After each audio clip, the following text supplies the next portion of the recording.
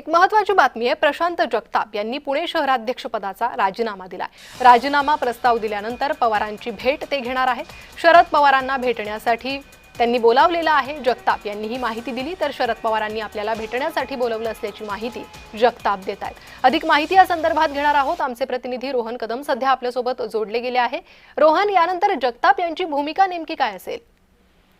खरं प्रशांत जगताप यांना कुठल्याही परिस्थितीमध्ये दोन्ही राष्ट्रवादी एकत्र यायला नकोत अशा प्रकारची भूमिका त्यांनी घेतलेली आहे। कारण का अजित पवार यांनी भाजपसोबत गेल्यानंतर त्यांनी शरद पवारांसोबत राहण्याचा निर्णय घेतलेला होता आणि मोठा रोष जो आहे तो अजित पवारांच्या विरोधात वेळोवेळी प्रशांत जगताप यांनी व्यक्त देखील केलेला होता। परंतु पुणे महानगरपालिकेच्या निवडणुकीमध्ये एक गट राष्ट्रवादीमध्ये असा आहे ज्या गटाला वाटतंय की दोन्ही राष्ट्रवादी एकत्र आल्या तर निवडणूक व्यवस्थितपणे लढता येतील आणि आपल्याला महापालिकेच्या सत्तेमध्ये जाऊन बसता येईल। परंतु प्रशांत जगतापांची भूमिका आहे की दोन्ही राष्ट्रवादीने एकत्र आलं नाही पाहिजे। पवार साहेबांना अजित पवार ज्यावेळी सोडून गेले त्यावेळेस आपण पवार साहेबांच्या पाठीमागे होतो, त्यामुळे दोन्ही राष्ट्रवादी एकत्र येऊ नयेत अशा प्रकारची भूमिका प्रशांत जगतापांची आहे। आणि आता जवळपास चर्चा अंतिम टप्प्यामध्ये आलेली आहे।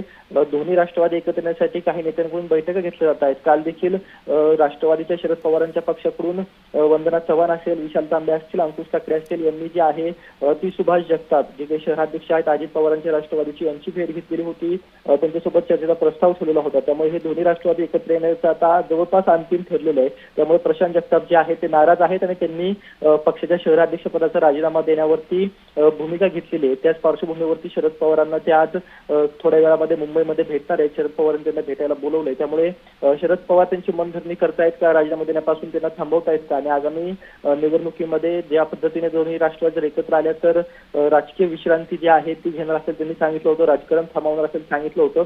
याच्यावरती प्रशांत जगताप ठाम राहतायत का हे पाहणं महत्त्वाचं ठरणार आहे। अगदी रोहन, धन्यवाद या सविस्तर माहितीसाठी।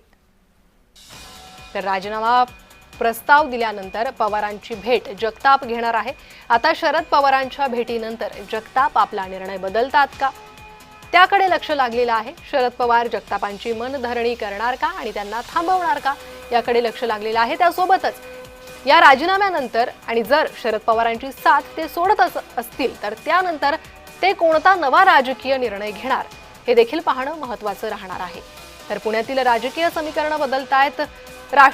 दोन्ही राष्ट्रवादी एकत्रित लढणार अशा चर्चा सुरू झालेल्या आहे आणि त्याच पार्श्वभूमीवर जगताप यांचा हा राजीनामा, तर पुणे शहराध्यक्षपदाचा त्यांनी राजीनामा दिलेला आहे।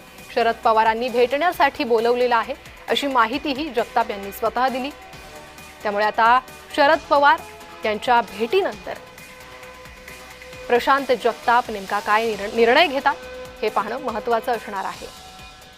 तर पुण्यातील शहराध्यक्षपदाचा राजीनामा प्रशांत जगताप यांनी दिलेला आहे आणि त्यानंतर त्यांची आणि शरद पवार यांची भेट होणार आहे। तर दोन्ही राष्ट्रवादी एकत्र येण्याच्या चर्चा अलीकडे सुरू झालेल्या आहेत। असा कोणताही प्रस्ताव आलेला नाही अशी माहिती सुप्रिया सुळेंनी जरी दिलेली असली तरी गेल्या काही दिवसांपासून कोणत्या ना कोणत्या कारणामुळे या चर्चांना सारखं उधाण येत आहे। त्यामुळे अखेर आता पुणे महापालिकेत निर्णय काय होतो, दोन्ही राष्ट्रवादी सोबत येतात का ते पाहणं महत्त्वाचं आहे। मात्र याच पार्श्वभूमीवर प्रशांत जगताप यांनी नाराजी व्यक्त केली होती। आपण शरद पवारांसोबत थांबलो असं त्यांनी म्हटलं होतं आणि पुन्हा युती नको किंवा दोन्ही पवार पुन्हा एकत्र येण्यावर त्यांचा विरोध दिसतोय आणि त्यामुळेच कुठेतरी त्यांनी राजीनामा दिला असं सांगण्यात येत आहे। शरद पवारांना भेटण्यासाठी ते जाणार आहे, त्यामुळे जगताप आता काही वेगळी भूमिका घेतात का, शरद पवार त्यांची मनधरणी करण्यात यशस्वी ठरतात का हे पाहणं महत्त्वाचं आहे। तर शरद पवार यांनी आपल्याला भेटण्यासाठी बोलवलं असल्याची माहिती प्रशांत जगताप यांनी स्वतः दिलेली आहे। त्यामुळे ही भेट नेमकी कधी होते त्याकडे लक्ष लागलेलं आहे। तर प्रशांत जगताप यांनी उघडपणे नाराजी व्यक्त केली होती आणि दोन्ही राष्ट्रवादी सोबत येण्याच्या विषयावर त्यांचीही नाराजी होती अशी माहिती समोर येते। त्यामुळे आता प्रशांत जगताप यांच्या निर्णयाकडे लक्ष लागलेलं आहे। शरद पवार काय निर्णय घेतात, शरद पवार जगतापांची मनधरणी करणार का आणि त्यानंतर जगताप आपला निर्णय बदलणार का ते पाहणं महत्त्वाचं आहे। तर मनपा निवडणुकांची घोषणा झाली तेव्हापासून एका पक्षातून दुसऱ्या पक्षात असं कार्यकर्ते, पदाधिकारी, माजी नगरसेवक, महापौर यांचा पक्षप्रवेश पाहायला मिळतोय। वेगवेगळे समीकरण या निवडणुकांनिमित्त समोर येणार अशी माहिती मिळते। पुण्यातही हे वेगळी समीकरणं पाहायला मिळतील का? आणि सगळ्यात विशेष म्हणजे पुण्यात दोन्ही राष्ट्रवादी एकत्र येण्याच्या ज्या चर्चा सुरू आहे त्या खऱ्या निघतात का हे पाहणं महत्त्वाचं आहे. आता शरद पवार, अजित पवार यांच्या दोघांच्याही पक्षाकडून या संदर्भात नेमकी काय भूमिका घेतली जाते हे पाहणं महत्त्वाचं आहे. राष्ट्रवादीची ताकद ही पुण्यात आहे. संपूर्ण जिल्ह्यात राष्ट्रवादीची ताकद ही पाहायला मिळते. शहरातही तीच ताकद पाहायला मिळते. त्यामुळे कुठेतरी दोन्ही पक्ष एकत्र आले तर पुण्याचा मतदार हा कौल देऊ शकतो आणि म्हणूनच ही युती होऊ शकते अशी ही शक्यता वर्तवली जाते. मात्र आता अंतिम निर्णय हा शरद पवार, अजित पवार यांचा असणार आहे.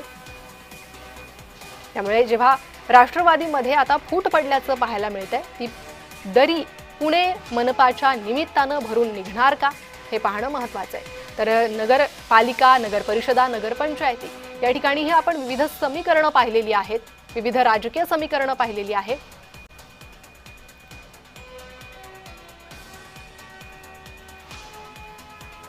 आणि या संदर्भात चर्चा करण्यासाठी आपल्यासोबत राष्ट्रवादीच्या प्रवक्त्या विद्या चव्हाण ह्या जोडल्या गेल्या आहेत. विद्याजी, जय महाराष्ट्रमध्ये आपलं स्वागत. काय वाटतंय तुम्हाला प्रशांत जगताप यांच्या राजीनाम्याबाबत?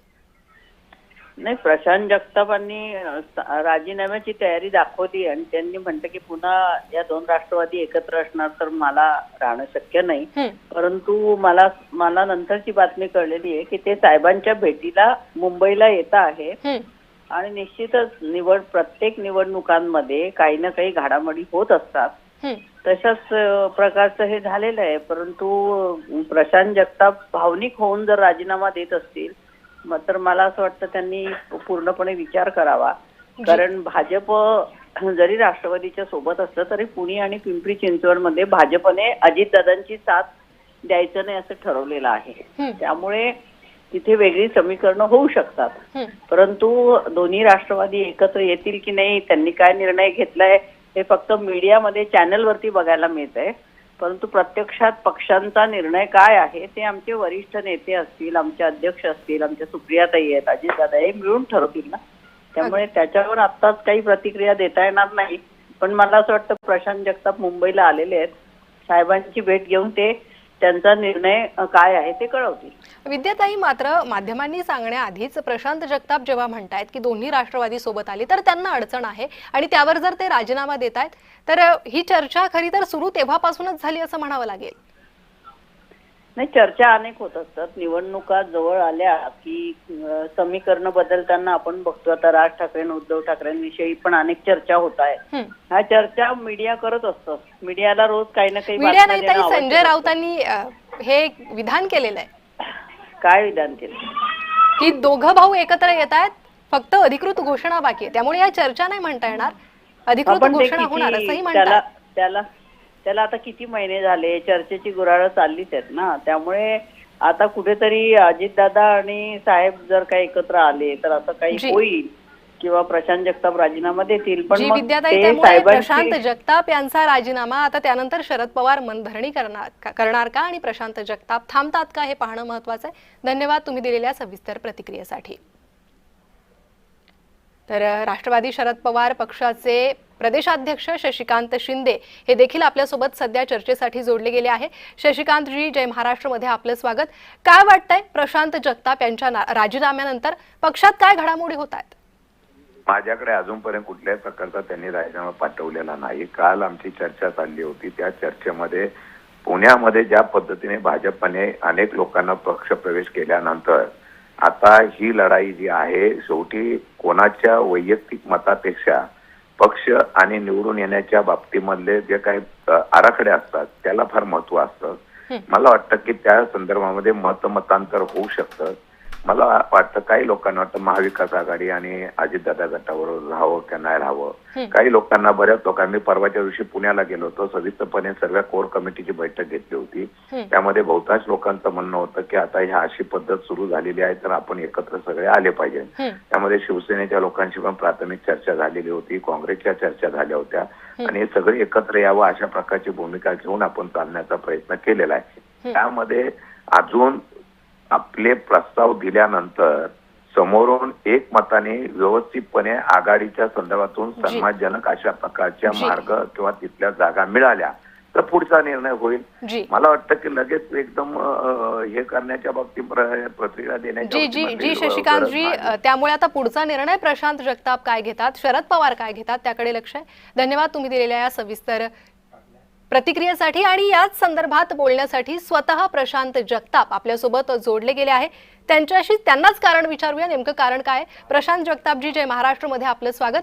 तुम्ही राजीनामा दिलेला आहे. शशिकांत शिंदे म्हणतात अद्यापपर्यंत त्यांचा राजीनामा मला मिळालेला नाही. तुमची भूमिका नेमकी काय, मागणी काय?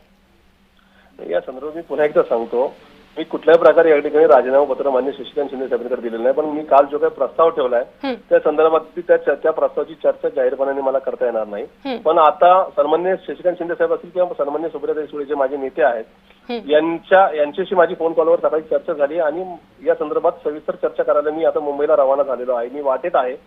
मी या दोन्ही नेत्यांची भेट घेऊन मी जे काय असं माझं म्हणणं आहे ते मांडेल आणि दुपारी 3:30-4 पर्यंत माध्यमांना किंवा माझ्या पुणेकर नागरिक जनतेला मी माझी भूमिका निश्चित स्पष्ट करेन.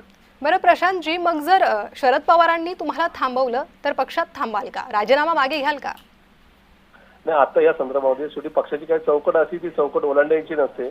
मी आज म्हणजे काल, आज आणि उद्याही अगदी माझ्या आयुष्याच्या अखेरच्या क्षणापर्यंत पवार साहेबांवर प्रेम करणारा केलेला एक कार्यकर्ता आहे. मी या संदर्भात पक्षाचं नुकसान म्हणजे मी पक्षात असलो तरी किंवा नसलो तरी पक्षाचं नुकसान करू नये अशा प्रकारचं कुठलं स्टेटमेंट करणार नाही. प्रशांतजी, मात्र तुम्ही नाराज का आहात किंवा तुम्ही राजीनामा का देताय? दोन्ही राष्ट्रवादी पुण्यात एकत्र येतात म्हणून तुम्ही राजीनामा देतायत का? कारण काय? असं आहे की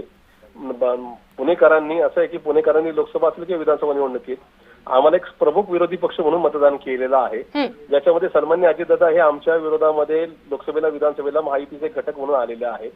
आता ह्या निवडणुकांमध्ये दादा राज्याच्या मंत्रिपदाचा राजीनामा न देता किंवा त्यांचा पक्ष सत्तेतून बाहेर न पडता या ठिकाणी एका निवडणुकीसाठी ऍडजस्टमेंटसाठी बाहेर येत आहेत. अशा परिस्थितीने मग पुणेकरांनी आमच्यावर काय विश्वास ठेवा अशा प्रकारचा प्रश्न निर्माण होतोय. आणि ज्याच्यामध्ये ज्या कार्यकर्त्यांनी विचारधारा टिकवण्याकरता किंवा पक्ष वाढवण्याकरता खस्ता खाल्ल्या गुन्हे दाखल करून घेतले, यांना या प्रक्रियेमध्ये कुठं या ठिकाणी त्यांना जागाच मिळत नाहीये. या अनुषंगाने उद्या जर त्या कार्यकर्त्याचं नुकसान होणार असेल, ज्या कार्यकर्त्यांची मोठ मी बांधली आणि पुणेकरांच्या नजरेत जर नका या संदर्भामध्ये काही चुकीचं हे होत असेल तर ते माझं म्हणणं मला माझ्या पक्ष नेतृत्वासमोर मांडण्याचा अधिकार होता, आहे, उद्या सुद्धा राहील. त्याच्यामुळे सन्मान्य अजितदादांच्या बरोबर कुठल्या प्रकारची दुश्मनी माझी कालही नव्हती, आजही नाही, उद्या सुद्धा नसेल. किंवा त्यांच्याबद्दल आजही मनाच्या एका कोपऱ्यामध्ये तो प्रेम, ते आदर नक्की आहे.